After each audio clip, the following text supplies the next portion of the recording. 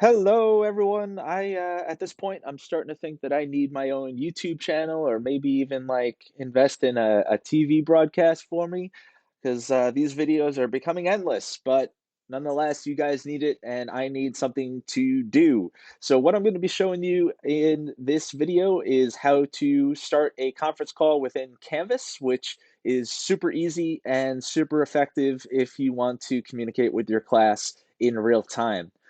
So what I'm seeing right now is my dashboard. You would obviously need to be logged into Canvas to see your own dashboard.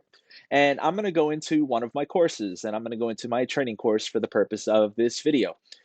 On the left-hand side, you'll see all the tools that we have within Canvas, and one of them happens to be conferences. So I'm going to go ahead and click on that. Just so you know, the back end for Canvas conferences is provided by a company called Big Blue Button.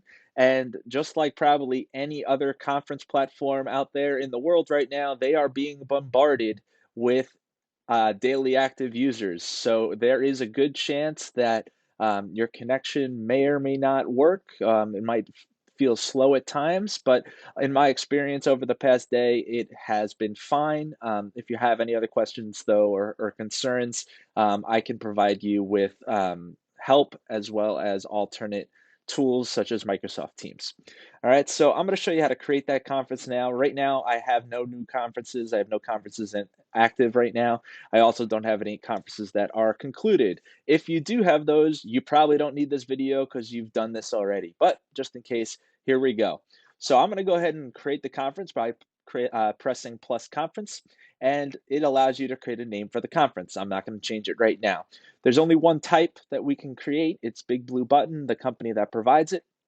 It allows you to set a duration for the conference. Right now, it's set to 60 minutes, and after those 60 minutes, it will automatically conclude, which for me, I probably wouldn't want because I want it to be ongoing until I decide to close out the conference. Important feature here under options, you can enable recording of this conference.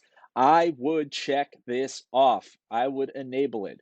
This covers you because if something was to happen during the conference, let's say a student did something inappropriate or there was something that you wanted to make sure you can show to a parent, a guardian, or an administrator, you would now have that backed up and ready to go. You do not want to be having conference calls with students, something bad happened and you have no proof of it.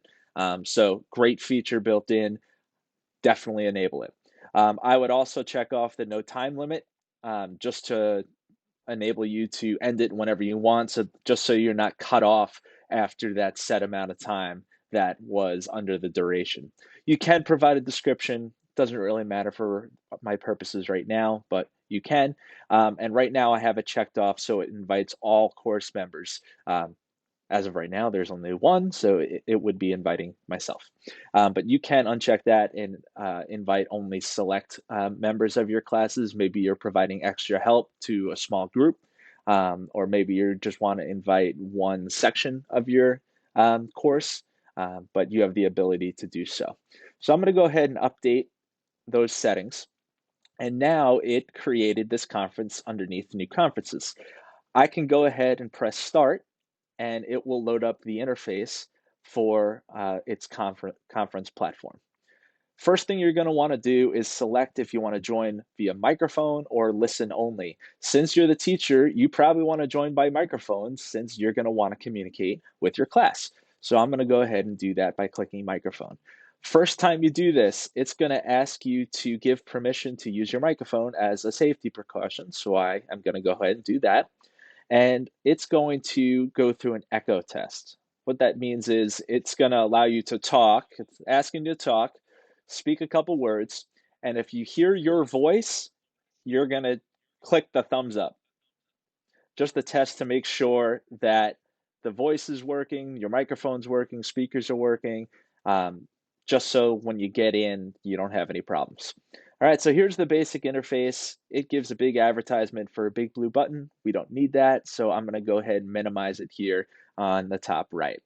Um, like I said, before you do anything, I would start recording just to cover yourself. You press that start recording button and you press yes, and now the session is being recorded. It has basic features like all other conference platforms. Over on the left-hand side, you have the ability to publicly chat with the members of your class. Your students can also communicate this way. So if they want to post a question or they want to communicate with another member of their class, they can go ahead, type in a message, and press send, and it just goes like a running chat.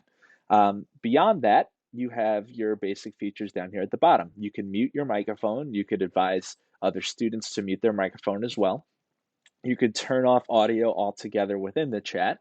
You can turn on your webcam in case you want students to see your face, and maybe you want to do that, maybe you don't. And you also have the ability to share your screen. So, sharing your screen would enable them to see things on your screen, like maybe a PowerPoint, or you're going through a web browser, or trying to demonstrate something. Great way to do that. Over here on the left hand side, you have the actions button. So when I go ahead and click on that, I can create a poll. So if I say like, "Hey, did you like the Game of Thrones episode last night?" Even though it's over, but that's okay. You can create a poll and see what they think. You can upload a presentation, such as PowerPoint, that you can go through with together, and they'll see the content, and you'll be able to kind of give remote instruction that might emulate what you would do in class. And then the last thing is you can share an external video, which would play during the conference. You would allow that would allow you to talk over it, maybe pause it along the way so that you can help explain a couple things.